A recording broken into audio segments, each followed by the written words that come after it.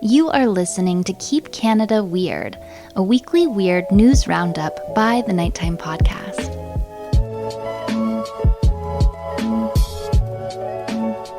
Hello, listeners, and welcome back to the weekly Keep Canada Weird discussion series. If you're new here in Keep Canada Weird, my pal Aaron Airport and I seek out and explore the more offbeat Canadian news stories that caught our eye over the past week. In tonight's episode, which was recorded on the evening of February 26, 2023, Aaron and I put on our toques and walk out into the cold, weird Canadian wind. You're going to hear about the birthday party we attended for a 111-year-old. We're going to talk about a cop who lost his job. We're going to talk gift cards. And we'll break down a collection of the weirdest Canadian crimes that last week had to offer. So let's get into it.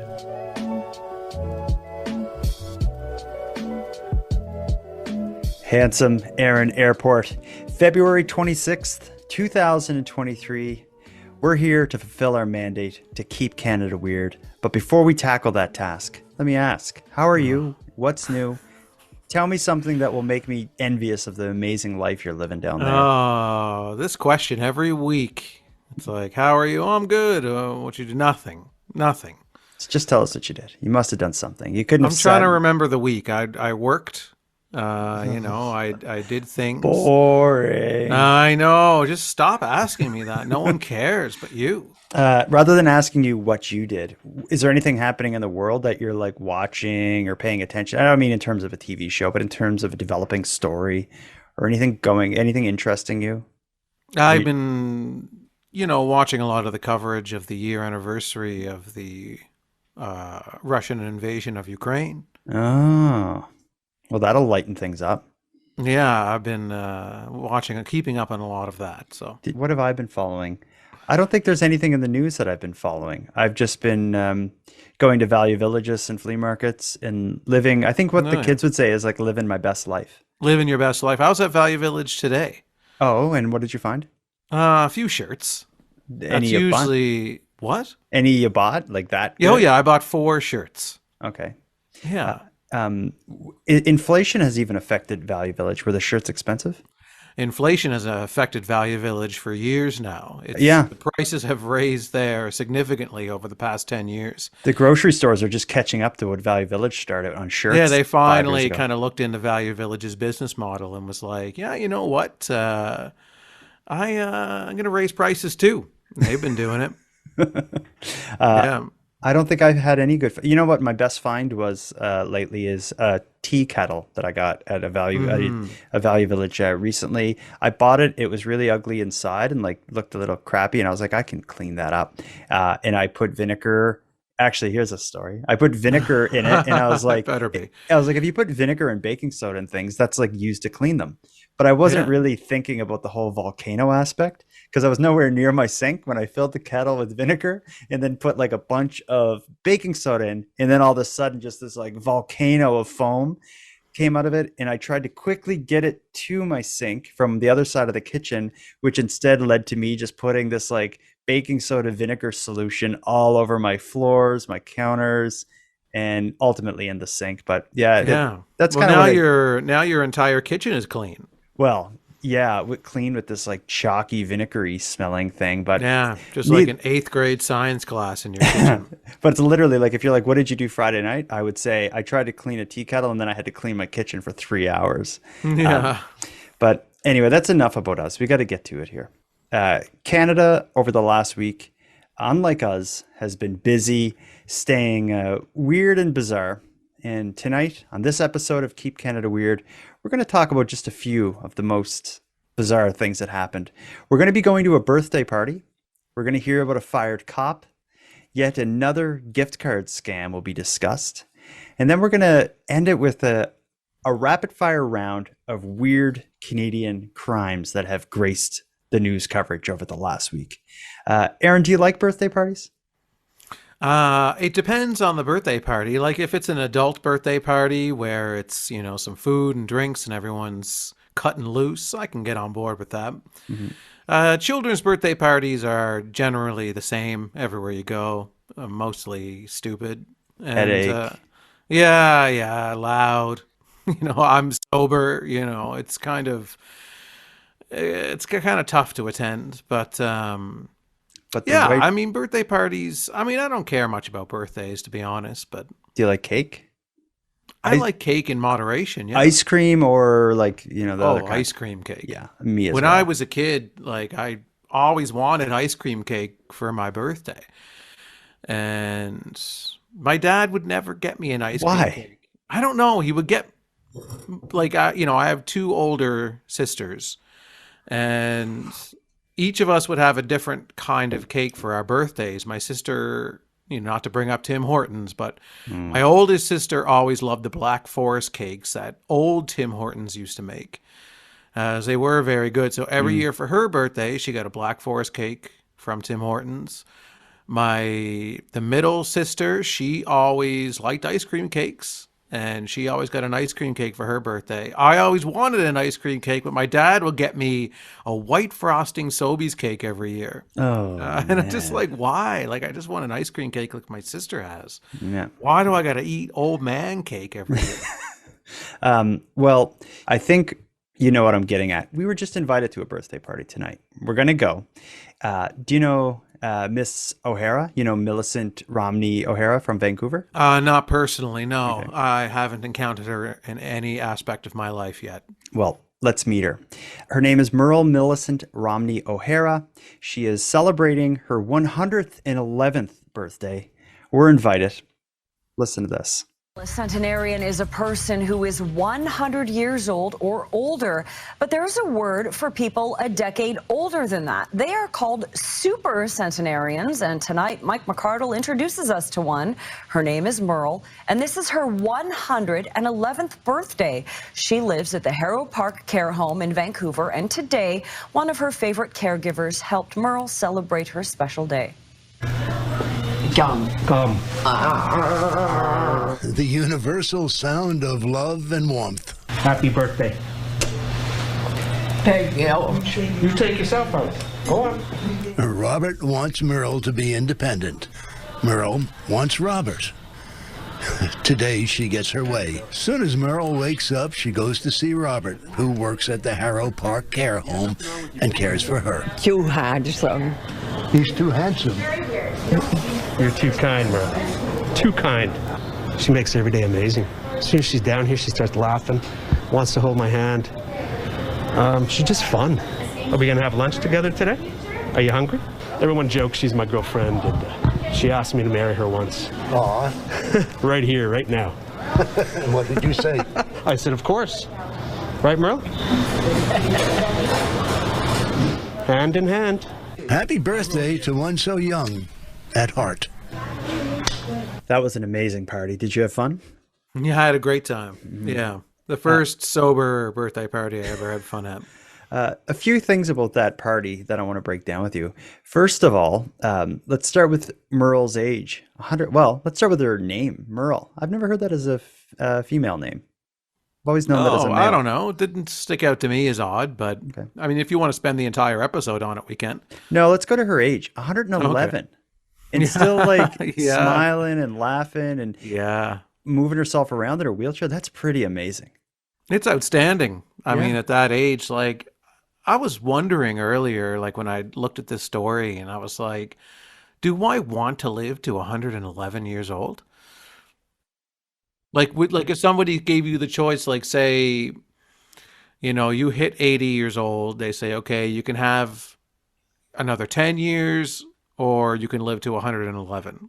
What would you rather? Well, I would always say I would live as long as my health can withstand, and as long as I'm like cognitively there and healthy and not in pain or something, I want to stay around as long as possible. Maybe not like, well, there's like the vampire thing where they live forever, so they have to see their loved ones pass on and stuff. I think that was like kind of a thread within the movie Interview with the Vampire. I don't know about Right. that, but if I can live to 111 and have my mind and body work at least to an extent that I can still like enjoy life and have experiences that are pleasurable, hell yeah, bring it on. As But- long as I can still enjoy watching TV, like as long as I can have that and maybe get wheeled out and outside every now and then to get some sunlight. But I guess that's all the quality of life I would need at that age. Yeah, The but odd visitor, you know. But I yeah, want to talk about this visitor in the story. yeah. Well, by the visitor, you mean her like kind of like nursing care sort of person? I think his name is Robert. The guy who she thinks is handsome. His name is Robert, and he is like like a caregiver. So he's someone who works at the nursing home that we were at for that party. And yeah, the Yeah. relationship that they had, some people joked around that he was Miss O'Hara's boyfriend. It certainly came Hmm. across that way. Well, she asked him to marry her, and he said yes. Yeah, and I don't know if she was joking. I don't think she was, but this individual, I think, is dancing on a very fine line here with this woman. Of business and pleasure or of manipulation. I think it's more he's accepting her love or her infatuation or her affection in a jovial way. But, you know, if she really has feelings for him, then he needs to be careful with that. Yeah. And he needs to draw clear boundaries with her. Mhm. That was one thing at the party. I thought he should have not put her on the spot, but put the situation on the spot. Like, let's address this. I don't Yeah. know if he's married or what. Their relationship and the kind of the balance of power there from caregiver to 111-year-old patient of Hmm. caregiver. Uh, yeah, the whole thing I'm pretty uncomfortable with and uneasy with. He's only going to end up hurting her Mhm. emotionally in the end. And is that what you want Mhm. her last days to be about? Heartbreak and rejection. And betrayal, yeah. Oh yeah, Because as all far of the natural and normal things to feel when one person has feelings for someone else who doesn't have the same feelings in Mhm. return. Mhm. So I'd like to speak to this man, you know, if he listens to the podcast and just say, you know, you need to be honest with her now so that she can. I mean, is he going to string her along It's until, 115. yeah, like what's he doing here? You know, is this kind of a, I don't think he's doing it like strategically, but I think he's, Well, there is scams where people will try to get in on a will and stuff, but yeah, you have to wonder about things like that. You know, mhm, I'm not saying that's what's happening here, but I am comfortable with the listener drawing that conclusion. mhm. Yeah, I guess that's something we can call it the listeners for. If people want Hmm. to hit pause, go to nighttimepodcast.com, click on contact, send us a voicemail, and let us know what you think about the relationship between 111-year-old Miss O'Hara and her much younger caregiver who's in a position of power. So it's an interesting dynamic they have there. Um, yeah, I'd like him to stop, and I'd like him to be fired. Mm. All in all, though, seemed like a great party. I'm glad to see her enjoying life in whatever way a 111-year-old can. She seemed to be with it and laughing and smiling. So good on her, Miss O'Hara. Thanks for inviting us to the party. Yeah, and also divulge the secret. You know, how'd you do it? How'd you live so Yeah, long? What's the recipe that you have working there? You if know, you're you gonna want to in know. if you're gonna do a news story about or even talk to a 111-year-old, how can you not like one of your first questions be like, "How did you do it? What's your secret?" Certainly, she has one. So that's Yeah, no, abnormal. there's a secret there. Yeah. Hmm.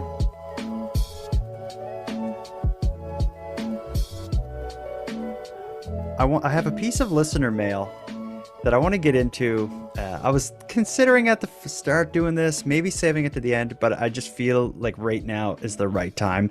This is Okay. a piece of mail from someone named D. Period Marie, and this is a roller coaster. You got your seatbelt on? I got it on Here we always go. these days. We were just at a birthday party. Now we're heading to Morocco. You ready? Start our engines. Hello, Jordan Bonaparte and handsome Aaron Airport. I'm a listener from Ottawa, Ontario. I've been listening to the Nighttime podcast for about 2 years now. I'm sending this voice message today because I have to say something regarding the ongoing discussion about Tim Hortons that you guys are engaged in on the Keep Canada Weird segments.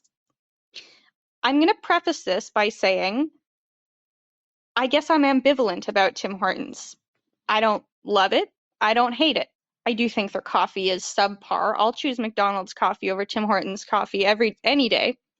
Now that I've put that on the table, the real meat of my comment here is that I'm currently traveling. I'm in Morocco. I'm in Casablanca right now. I'm not really a city person, so I'm not loving my time here too much thus far.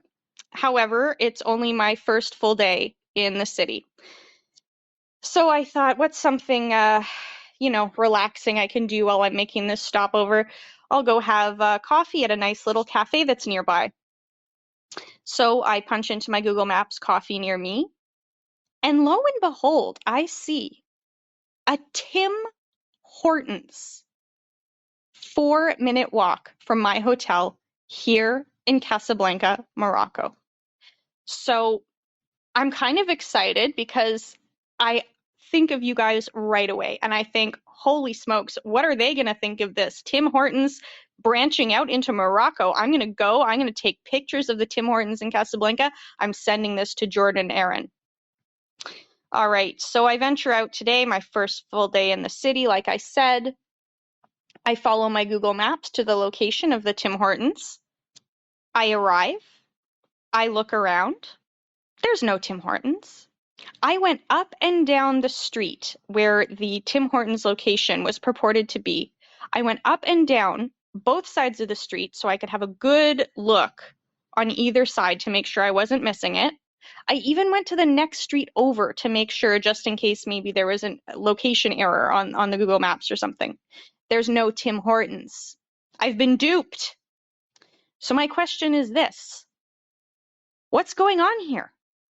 What is this? How did this listing appear on Google Maps?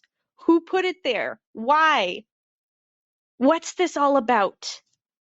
Is Tim Hortons behind this? Or is an individual behind this? I need answers. And I'd love to know what you guys make of this. What's your 2 cents? Let me know.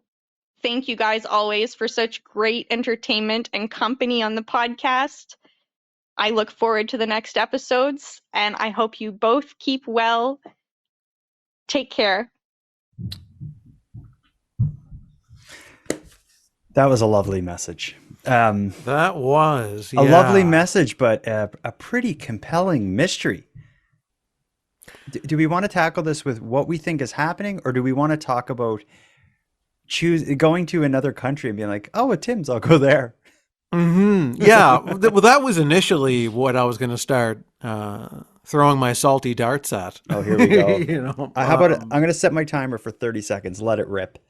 No, but then the story kind of went in a different direction. So now I'm kind of like, I'm kind of over that. And now I'm wondering about this mystery. But we don't like to Google things on this show too often. But I did do a quick Google of Tim Hortons in Morocco. So it does show a listing here for a Tim Hortons in Casablanca. And then there's an article here, a blog. The first Tim Hortons in Morocco should open in a few weeks, which is dated October 26, 2022. So that means maybe it just hasn't opened yet. That's only 4 months ago, give or take. Yeah, so it could just be held up at this point where they have it listed, but it hasn't opened yet. So I think that's kind of, I don't want to sit here and read the article, but that's one possibility. Sure. Another possibility, and I wouldn't put Tim Hortons above doing something like this, is what if some company just was considering opening in this city, so they just put like a Google Maps listing or whatever it is there and just see how many hits it gets, and if it gets a lot of traffic, they're like, oh yeah, maybe it's worth it, let's do it. I could see Tim Hortons doing something sketchy like that. Or I could see an individual just screwing with people like her. Maybe he has an apartment, like some nut has an apartment above that building, and every so often he looks for like a Canadian wandering around lost on the streets below, and he throws a water balloon down at them. Yeah, or it's a great way to meet Canadian women when you're in Morocco. Yeah, like a Moroccan man who's just dying to get Or a Canadian man who's like, I'm so tired of dating people from Morocco. I need to date a Canadian, so I'm going to put a fake Tim Hortons listing on Google as Maps, and bait. then It's probably then he once when like 9 times out of 10, it's probably just some big hairy dude walking around looking for the Tim Hortons. But every now and then, an attractive female yeah. goes looking for the Tim Hortons in Morocco, and he's like, "Ha ha, gotcha." Yeah. that would be evil, but that would work. I don't think it'd be evil. I think it'd be creepy and yeah, borderline inappropriate.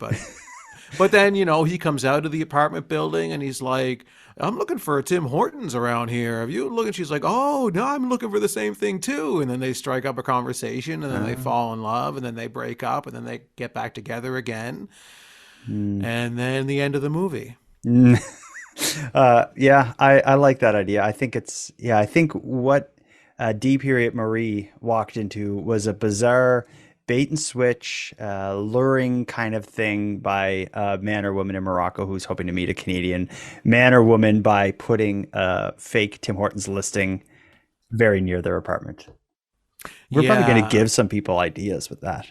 Well, I probably shouldn't have Googled and found out the more probable answer in this situation is that it just hasn't opened yet. Yeah, and that's why we don't Google on the show. I know, and I shouldn't have. And guts. I was thinking that while my fingers were dancing on the keys, and I was like, I shouldn't be doing this, but I'm just going to take a quick peek to see if there is a listing, just to fact check our caller, because we generally don't trust our callers on this show. Well, with what we've been through so far with misinformation coming from Tim Hortons corporate spies and espionage. Yeah, exactly. Tim Hortons does have a lot of their,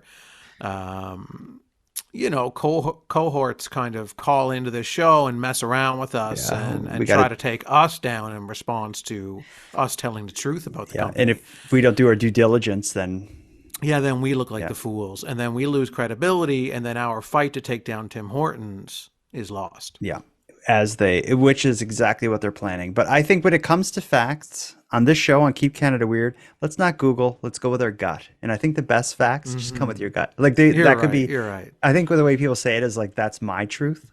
So let's then go back to our gut reactions of, you're in Morocco. Why don't you have some Moroccan coffee? And then if that's the term, Moroccan, Moroccan.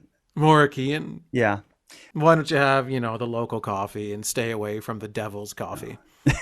I do the same thing as her. I don't shame her at all. Yeah, but you're a massive hypocrite with Tim Hortons. No, I think that's just my truth. That's what I would do. Yeah, the truth is you're a hypocrite. Maybe that's like my truth. We all. I mean, I've mentioned this a few times on the show. I do go to Tim Hortons once in a blue moon out of pure desperation when there's no other options. You go to Tim Hortons by choice every single day, sometimes multiple times a day. And then you sit on this show and you complain about them over and over again with me. It's awful.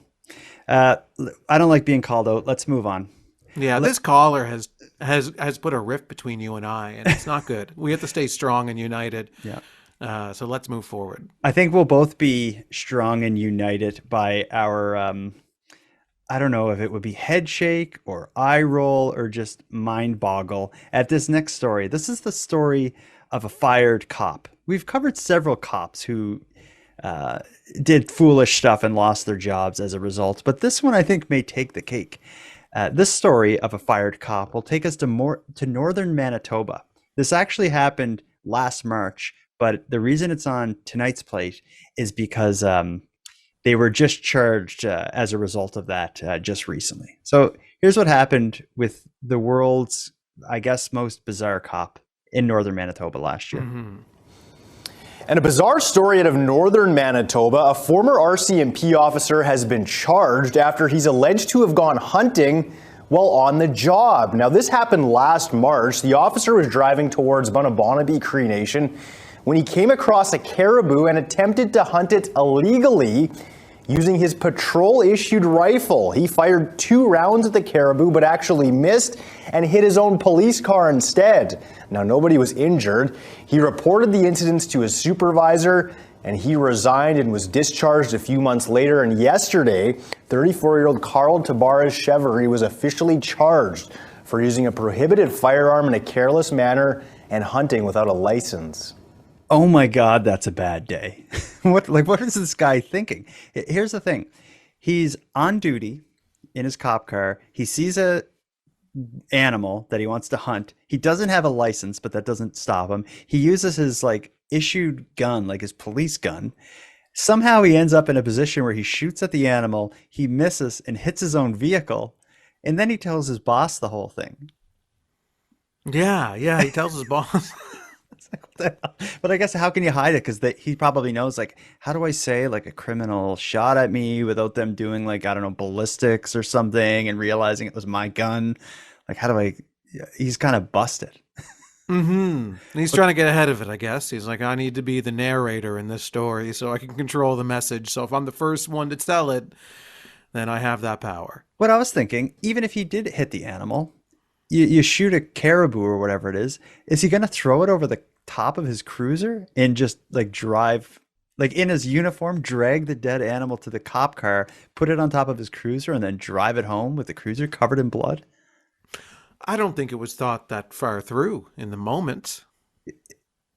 He must have had some time to think. Was he really hunting though? Like, or was this like a mistake of opportunity? He got freaked out or something by the animal being there and shot at it, or like what? Think of this though. He had to get so that the animal was between him and his cruiser for him to miss the animal and hit the cruiser. And you're not going to shoot a caribou from like point blank range. So I'm picturing there being a pretty, like he is like out in a field somewhere shooting at the animal. Like in order to be in that position to miss and hit your car. Yeah. I think it's exactly what it sounds. I think he's thought, I'm going to kill this and it's going to give me a bunch of meat or something, but I don't know. Like, yeah, like there had to have been some reason as to why he wanted to shoot it, some value to this trophy that he wants. To doing it right now. And there's so many crazy parts to this and crazy mistakes. For one, hitting his own vehicle, like that's just nuts. Even if he wasn't a cop, or just some guy went hunting and ended up missing and hitting his own vehicle, that's crazy. Yeah. The other crazy mistake is just the fact that he decided to do this while on duty. Like, I'm going to pull over my car and go get this animal. Again, how's he going to get it out of the woods? And then telling your boss, then losing your job, facing charges for like, hunting without a license and all this stuff. This guy is just out to lunch. I have a feeling he did this to be on the show because this is like perfect fodder. Yeah, it's one of those stories where it just doesn't make sense. It just doesn't make any sense. Like, you would know if you're on duty, you're in your uniform with your cruiser in terms of, okay, I'm going to shoot this animal. How it just doesn't make sense. It doesn't make sense at all. So that cop I'm going to consider a stupid criminal because that was a crime what he did. I'm going to move on now to a story that is another crime, but I think this is it is definitely much more well thought out. This is going to be a kind of an up and coming gift card scam. Maybe not even up and coming. It's here. This particular story is going to take us to Calgary. Before I play the story though, and we hear what's going on, what are your thoughts on gift cards? Like, like a gift certificate or the plastic gift card. Do you like getting those as gifts or receiving them? What do you think about these? I don't really have an opinion on them. I mean, Really? I've bought them before for people when I don't know what else to get them. And I get a gift card to the liquor store or to whatever. I've bought them a number of times over the years, but Yeah, me too. do I like receiving them? They don't really bring me that much joy. I don't hate them. No, I don't get disgusted and vomit when someone gives me one or scream at them. I just have this like issue, I think, with gift giving, especially when it's like this monetary thing in a lot of ways. But I find the gift cards, they really they only benefit the business because, for one, they can expire over a period of time. Tons of people lose them, or they don't spend the full balance, and in a couple dollars gets lost in the shuffle or whatever. Or you get, as well as you, rather than just giving someone cash, you're also tied to that particular store. I just find the whole thing, it favors the business. Well, then what's so your much. opinion on like a Visa gift card that's just $100? I feel much better about that. But I don't have any problem with it, and maybe it's stereotypical being Italian, but it's this giving someone a envelope for their birthday with cash in it. I think I like that. It's like, here's cash, just go get something. As a kid, that's what I wanted. As an adult, that's what I want to give people. And it's Miss Nighttime who talks me out of it usually. She's like, my son's going to a birthday party or something, and I want to just give like cash to his friends. And she's like, are you crazy? Well, cash at a kid's party for a kid's birthday is fine, I think. I think so too. Yeah, because kids get a real kick out of cash and they don't have much of it. So it's quite exciting for them to get some. But I think it's great for adults too. If you're, let's say you bought a house and I'm going to a housewarming at your place or something. Yeah, but how much money are you going to give an adult that's going to make a difference that they're going to care? Like if you gave me $40 in a card, I'd be like, what are you doing? Yeah, but what if everyone who went, 10 of us, all gave you $40 and now you got enough to buy everything's expensive now. Groceries? Yeah, that's why cash for an adult, I think, unless it's a very specific thing like a wedding, it makes a lot of sense to give cash because most people do, and it adds up to a nice little start for that couple. But cash for an adult's birthday, cash for an adult, yeah, I can't see that being really anything that adult is going to be like, why are you giving me this? Everyone I likes have a cash. job. Well, I think giving you a bunch of gift cards also is dumb. But gift cards I are... agree. I'm not going to argue that. Gift cards are borderline with me. Yeah, well, gift cards, they have this other... I say they benefit the business in a lot of ways because, again, a percentage of them aren't used or fully redeemed and Absolutely, yeah, absolutely. But another thing they benefit is gift cards are like the currency for a lot of scammers. You hear so many scams where people are trying to, they get you on the phone and convince your grandmother that she has a virus and the only way to fix it is by sending them like a $100 or 4 $100 gift cards. And, all these sorts of things are always, these scams are always going on with gift cards. But this particular story that I want to talk to you about that takes place in Calgary, it involves like a different take on that gift card scam that I don't think I was aware of people doing this. Listen to this. A Calgary woman is out hundreds of dollars after recently purchasing a gift card, only to find out that it had no value when she tried to use it. It's an unfortunate type of fraud targeting customers in retail stores across this country. Mark Villani has more on the scam and tips on how to prevent it from happening to you. This is the gift card I bought. Cynthia Braun purchased this $400 Ultimate Dining gift card. She got it at a local Shoppers Drug Mart as part of an offer to receive 50,000 Optimum points. But when she sat down for dinner at a Swiss chalet with her husband to use it, her card was no good. And we went there and lady said, your card's at 0. I said, what are you talking about? I haven't used it at all. Braun says her card's number matched the activation number on her receipt. She kept the card safe and can't understand how someone else could have obtained that information. She reached out to Ultimate Dining, which said the full $400 amount was used at a Taylor's Landing restaurant only located in Ontario. The company conducted an investigation, but emailed her back only to offer a $50 replacement card. And I haven't used it. I haven't touched it, nothing, because I'm like, that's not enough. That's not right. Braun has since filed a police report, but she's not alone in this scam. The Retail Council of Canada estimated losses of nearly $4 million from gift card fraud alone in 2021. Bad guys are scooping up a bunch of gift cards, taking them somewhere, and putting labels over the barcode. So the cashier activates the card that you think is for winners, and it's for the liquor board in Ontario or something. It's why experts say gift cards should be kept off store shelves and only available behind the counter. Getting them from trusted websites is also a safer option, but retailers and consumers should always double check before ringing through a purchase. Verifying that it's the same make as it is on the gift card. So if it's a specific gift card like Best Buy, that it's actually showing it's being credited to Best Buy. And after taking all those right precautions, this Calgary woman still wants her money back. It's just, it's sad that people are getting ripped off for something they're honestly paying for. So I don't know how well you could follow that, but it seems like what people are doing is they're stealing like the activated gift cards, taking them out of a store, and then putting a sticker over the code or whatever. So that way and then sneaking back in the store and putting them back on the shelf. So someone buys it, it gets activated, and then they have some way, the scammer has some way to know it's been activated and just uses it before they do. That's kind of like, I guess, like a smart kind of scam that would work. In that ad, we heard them suggest just don't keep these things on the shelves so that scammers can't steal them or something. Yeah, it has to kind of fall back on the store you're buying it at.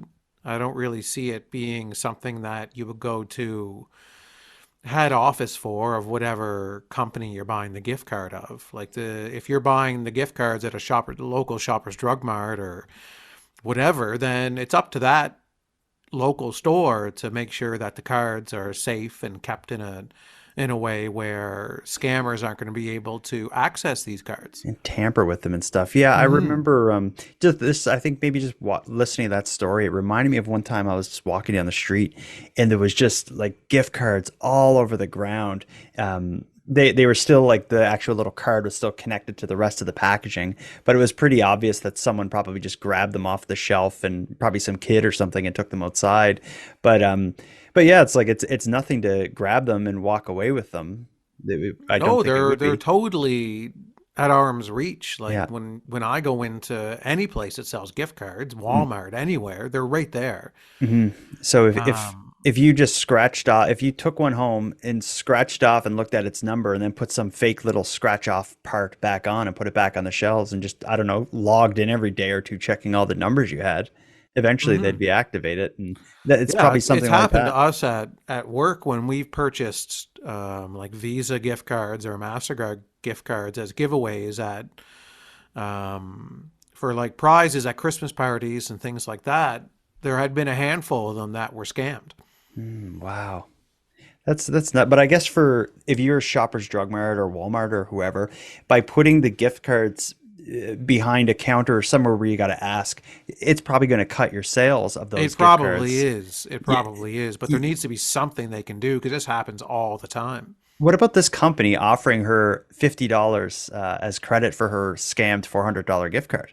Again, I think that's oddly, I feel like that's fair because the crime is happening on the ground floor of the store that is selling the gift cards. But they're buying an agreement between the customers, buying an agreement between them and then this ultimate dining gift card company, whatever it is. So yeah, I don't know. But the company is shipping the gift cards to the retailers, and getting them to sell them, like from the company's logistical obligation that they've fulfilled their side of it, and then the store has to be able to provide its own security, provide its own. I mean, it's kind of complicated, but I think at the end of the day, it boils down to the store.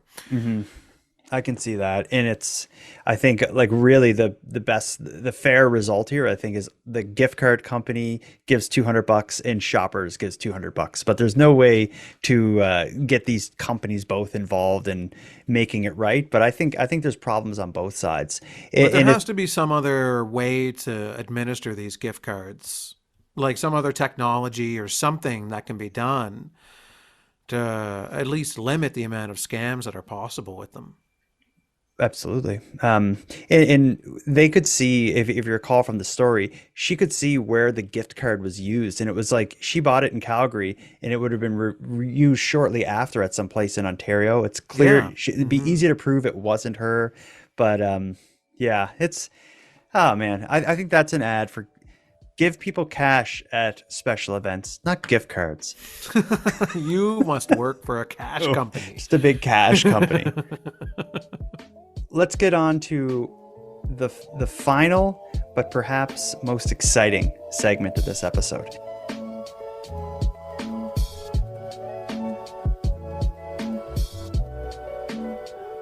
Although we did talk about a cop committing a crime and losing his job in gift card scammers, the next segment of the episode is going to be kind of a rapid fire round where we're going to go through a series of crimes that took place across Canada, give or take within the last week, that are all quite something.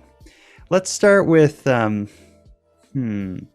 go with a stolen wheelchair, weapons, and crack. That's what I'm going to call this one. This happens near Victoria, BC. Let me read this to you. This is an article by CTV News. It says, 2 people were arrested Monday after police said they were found riding in a stolen wheelchair while carrying a variety of weapons and drugs, including 14 grams of suspected crack cocaine. Members of the RCMP's Bike Patrol Unit were on the Galloping Goose Trail in View Royal, BC around 10:30 a.m. when they encountered a man and a woman in a wheelchair that belonged to the Victoria General Hospital. While arresting the suspects for possession of the stolen property, the officers uncovered a variety of unknown pills and drug trafficking paraphernalia in addition to cocaine. In a statement Thursday, police said they also uncovered a knife and a collapsible baton. Both suspects were under court-ordered conditions barring them from possession of weapons. And then the RCMP is quoted here. This is exactly the sort of proactive drug and property crime enforcement that our Bike Patrol unit was designed to address. Our unit patrols the West Shore year-round, rain or shine, keeping our trails and our communities safe. So, how do you end up stealing a wheelchair with weapons, cocaine, and a bunch of other drugs? Yeah, who did they steal the wheelchair from is my first question. Just the hospital. Somehow they were in the middle of all this. They were in the hospital and left with a wheelchair. Was that in the article? No, but how else do you Or is get that it? how you imagine it? That's my truth. How else do you end up with a wheelchair from that hospital other than going in there and taking it? Do you think they bought a stolen wheelchair while selling drugs? I don't know. In my mind, I just imagine them pushing someone out of a wheelchair and taking that wheelchair. Oh, no, with the baton that whack in the knee and like knocks the old lady out of the wheelchair. And... Yeah, it's not their first wheelchair that they've stolen. Yeah, I guess. But let's focus on a crime committed by wheels is solved, or these criminals on wheels are caught by police on wheels in the bikes. Oh, yeah. So I guess bike trumps wheelchair. Is that what you're saying? No, whenever I think of police officers on those bikes in downtown, like we don't have them in my local place, but you see it on TV, you see kind of the police officers on bicycles. I'm like, do they ever catch anybody? Like I find an awkward kind of vehicle for our police officer to be on. But according to the police in Victoria, this is exactly the kind of thing they were designed for. These cops have been driving but how around often bikes is waiting. this particular crime happening? Right? Yeah. So I want to know, because they seem to really push the fact that, hey, our officers on bicycles caught these bandits in the wheelchair. So they really pumped up the fact that they have this division and that this division caught somebody. I feel like they haven't caught anybody in their entire existence. And this division has been under a microscope for a long time. And then finally, there's criminals in a wheelchair and the police officers on bicycles finally made an arrest. Yeah, and they're like, see, we were telling you the whole time. Yeah. We knew. Quick, get the press release out. Yes, you're keeping your jobs and your bikes.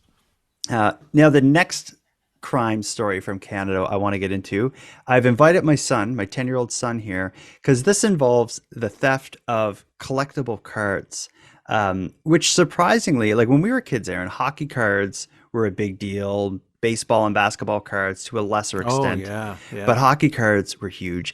I've always thought like cards will never come back. It's like that's like a dead thing. It turns out that cards are back in a big way. If you recall, this is several months ago, we did a story about a comic book store that was right next to a bank, and there was a heist at the comic book store because they stole Pokemon cards. Mm-hmm. Well, my son has a small fortune in invested in Pokemon cards. Just for listeners, Bud, who don't understand the value in cards, how much money is there to be made out there in cards, be it Pokemon or otherwise? Very much. What's your most valuable card? Mine. I need to think about that. What's the most valuable card you've ever seen? Does that have to be in real life? No, It Well, can here's be a in a better dream. question. Out of all the Pokemon cards you have, how many of them have you stolen? Oh, It includes from your brother. Oh, You should see the negotiations that happen in this house. my. my nephews are the same negotiations. Yeah, and they're vicious. Let's get to this story, though, because this one doesn't necessarily involve Pokemon cards, but here's what's going on. And again, if I didn't already say, this takes place in Edmonton. Surveillance images last week showed someone breaking through the front door and stealing as much as $75,000 worth of hockey and other collectible cards. Today, the owner of the same business says RCMP have now solved the case and they've returned a big portion of what was taken. I am surprised. It was close to half. Close to $35,000 worth of cards, says Luke Crisby, and all because someone didn't know cards, especially ones with the highest profile players can be tracked. There's always a serial number, and the serial numbers matched the one that was missing, and they called us right away. We contacted the RCMP, and the individual was caught on camera. The matching serial number belonged to this guy, Wayne Gretzky. This special edition card is one that a suspect tried to sell days after the Leduc break-in at another card shop in Edmonton called Frogger's. Not the hockey player to pawn in a town that knows the difference between good cards and the great ones. I asked him about the card and he didn't know anything about it, and I just don't understand how you have that big of a card and you don't know any information on the card, so it set off a couple of red flags for me. Once the RCMP figured out who their suspect was, the EPS helped take him down. Along with those retrieved cards, they say they found collectible cards from other shops and also seized an assault-style rifle with nearly 150 rounds of ammunition. The recovery of over $35,000 so far of this property is extremely significant, and we're really happy to be able to return that property to the property owner. Luke Crisby says he'll call getting half his stuff back a win, and he's thankful so many people played a part, as well as an assist from the Great One himself. I think going to like a card shop to sell expensive cards and not being able to like talk nerd with the card shop to sell it, it's not going to work.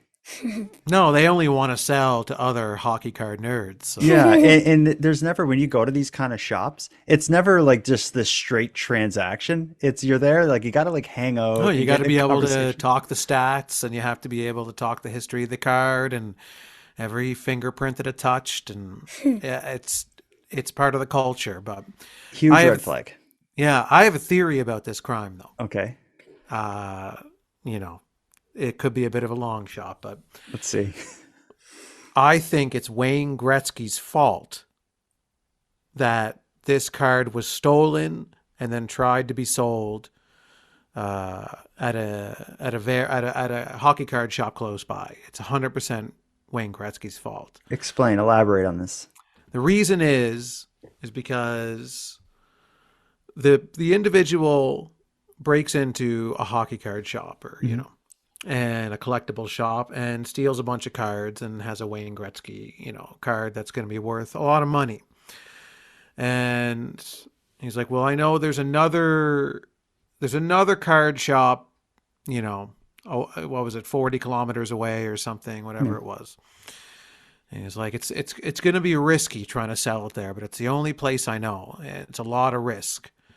But this individual thinks back to a very famous quote from Wayne Gretzky, which is, you miss 100% of the shots that you don't take. And that empowered the criminal? That empowers the criminal to say, you know what, Wayne Gretzky is right. I'm going for it. And then he goes in to the shop, and the guy's asking him questions about the card, and all the guy can say is, you miss 100% of the shots you don't take. That's the one thing he knows about Gretzky. Yeah, he's like, yeah, you said that 3 times. What, where did you get the card from? Yeah, you miss 100% of the. Yeah, I heard you. Yeah, what a mess. But I'm glad they got the guy. If you run a small, like a hobby shop, and you lose like $70,000+ worth of cards, your chances of getting half of them back are like beyond slim to zero.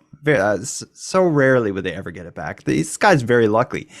But another thing, when they arrest the criminal, and they go to his place and take the cards back. He also has a machine gun and a bunch of bullets. So what was this guy up to? And crystal meth. Oh, did he have crystal meth? Well, yes, there was crystal meth there too. So I think ultimately there's the Wayne Gretzky theory that I have that I support, and then some may theorize that it was the crystal meth that inspired all of this. I lean more towards the Wayne Gretzky theory.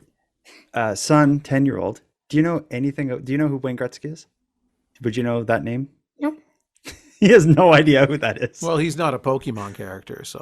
Yeah, that's true. No, sometimes I get a surprise by things that to us are just like common knowledge. Yeah. But it's completely over his head. He would have no idea who Wayne Gretzky is. Yeah, Wayne Gretzky. I mean, it's Wayne Gretzky. He had a cereal, the Pro Stars. Pro Stars. I'll tell you when you're older. Bo Jackson and Michael Jordan, and who else was on Pro Stars? Bo Jackson, Michael Jordan, Wayne Gretzky, and there was someone else. I'm not going to Google it because I already used up one Google point. Shaquille O'Neal. It will be our No, truth. it wasn't Shaquille O'Neal. I know it wasn't Shaq Diesel. Shaq Fu. I share a birthday with Shaquille O'Neal. Oh, weird. What a great segue into our... Oh, no, we already did the O'Hara story. Thanks for joining me, son. Yeah. Now, we're going to end with the crime of the night. Here, I'm going to summarize it with this short quote from the article that I'm going to read. And this will explain, and I guess this quote will kind of break down how nuts this is. One of the lines in this article is, he shot himself while allegedly stealing a puppy, but now he won't face trial after a cop slapped him in the hospital. Here's what happened. Peel Region Police say a man who Okay, actually, I'm going to do this as two segments. This is a crime that happened in December of 2019. The criminal was arrested, but just recently we learned that the charges were dropped against the criminal. So first, let me read you an article that summarizes the original crime back from December 2019. So we're talking about a pre-pandemic world. Mm-hmm. Peel Regional Police say a man who allegedly stole a dog at gunpoint in Brampton Friday evening was arrested after he shot himself in the leg while attempting to flee.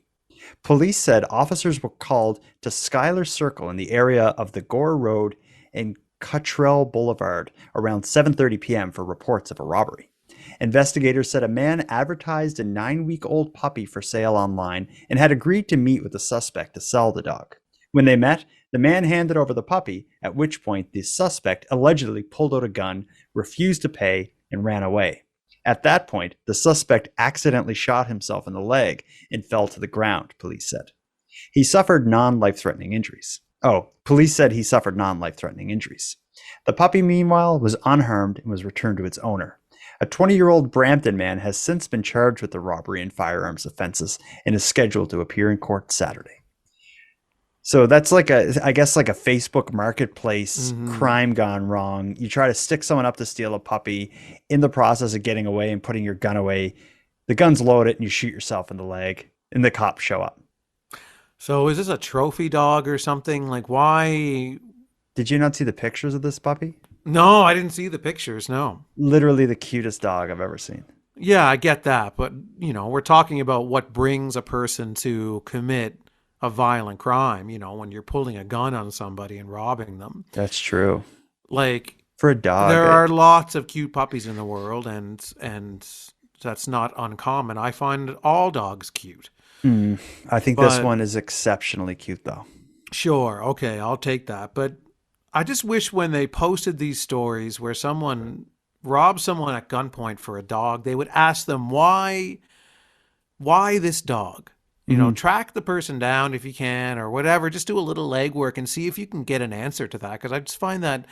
Now, I've heard about people who drive around and steal animals, from at their yards and things yeah. like that, and then they sell them on the internet or whatever.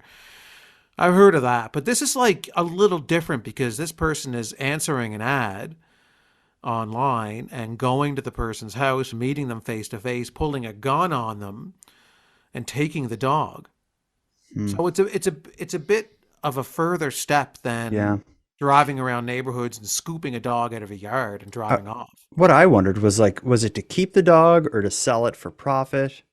Yeah, there's just a lot of questions there as to, it's a different level when you're pulling a gun on somebody. Mm-hmm. Well, let's get to the update. So all that happened again in December of 2019. We're expecting this guy to do hard time for the theft at gunpoint of this puppy, or the attempted theft, shooting himself in the leg. It wasn't punishment enough in my mind. Here's the update just over the last week or two. The update is that the charges were dropped against the man due to the way the police handled him back at the hospital. I'm going to read an excerpt of the article. So it says that announces this update. It says 2 officers were stationed outside the man's hospital room on the night of his arrest and were relieved by 2 other officers in the morning. The man testified that when he awoke in the morning, he asked if he could contact a lawyer. According to his testimony, one of the officers replied, "Suck a D." The officer in his testimony. I was wondering, just to stop for a second. I knew when I read this story earlier today, and I knew you'd be reading it on the show, and I was wondering how you were going to approach that quote. I was just going to say a D. Suck a D. Yeah. So the officer in his testimony denied that allegation. From there, the suspect and that same officer began exchanging insults, as you would after someone says that to you. The suspect admitted he insulted the officer's physical appearance and told him he'd be in a lot of trouble for not arranging for him to contact a lawyer. The judge acknowledged the police officer was provoked by the man's insult, but wrote that should be no excuse for assaulting him. I would expect an experienced police officer to act professionally and should be able to ignore any such provocation, the judge wrote. After the exchange, the 2 officers came into the man's room and were said to have closed the door. One stayed by the door while the other approached the bed, held down the man's uncuffed wrist, calling him a pussy, and backhanded him across the face 3 times. The officer then returned to their chairs outside the room. As a result of this whole situation, the perpetrator had his charges stayed, which I guess means dropped. Stayed? Dropped? I can only assume. Yeah, so sorry if the reading of that was a little all over the place, because it was a long article that I kind of summarized, but ultimately he got in an argument with a cop after asking to call a lawyer. They said nasty stuff. But he also insulted the cop's appearance. Yeah, they made it clear that he insulted his physical appearance. What do you think he said? Have we seen a picture of this cop? Can we? The only picture we see is the dog, and it's adorable.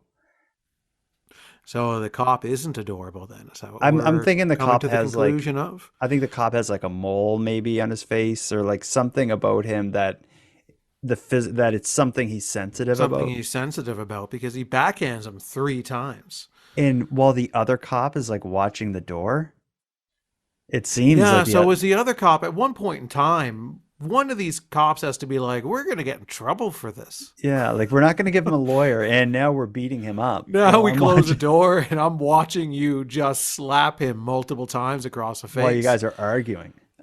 Well, we're talking about cops here. Earlier this episode, we talked about one cop who shot his car while hunting on duty without a license using his cop gun. I know, but like, maybe I'm just trying to put reason into a situation where there's none. It's unreasonable. Yeah, I guess. I'm just thinking like your job, like everything, just to slap a guy. Yeah, I wonder if there'll be much discipline. I've wanted to slap you, and if we recorded this in person throughout the history of this show, there'd be multiple times where I would have slapped you. It'd be good radio, right? Backhanded, as they did. Well, calling me after I shaved. Times. When I shaved, you called me one of the words well, that was off air, so it never happened. I said on air that you did it, though. Yeah, you said, but that's hearsay now. I think it's on the public record. No, it's not on the public record. It's your word against mine. And despite the mountains of voicemails of people demoning my character, villainizing you, the demonization of Handsome Aaron Airport. Yeah, I think we. Yeah, still people trust me more than you. You're the least trusted person on this show. That may be right. Well, this story with the dog, the shooting in the leg, the slapping, it's all insane. But it's just another day in Weird Canada. It doesn't surprise me at this point. No, it doesn't, but it always has me stop and say, wait a second, like with the 2 cops, like there's two of them there. Like, I can see if there was one of them and the argument, we weren't there for the argument, so maybe it was more heated than we realize, and emotions came into play and someone lost their cool and started slapping the other. I can wrap my mind around that. But when there's someone else in the room, it's hard to really, I just wish we were there. We could know what was said, what was really said, and what really happened. And we could really do some journalism here. Yeah, which we're not actually looking to do. No, we're just exploring our truth. We just like painting a picture of guesses and wishful thinks. Yeah. Well, speaking of guesses and wishful thinks, let's wrap this up. We got some guessing to do off air. I don't understand that closer at all that you just tried to do there. I just jumped in. You I were did the grasping Gretzky at straws. thing. Yeah. You miss all the shots you don't take. I saw the opportunity. I jumped right in. Didn't work out. You didn't see anything, though. There was no opportunity there. You just started mangling together an awful closing statement out of nothing. You want to try one then? Do better. Show me. Goodbye. Aaron, until next time. Jordan, until next time. Don't shoot yourself in the leg or miss what you're shooting at and hit your cop car. You don't listen to 100% of the podcasts you don't download.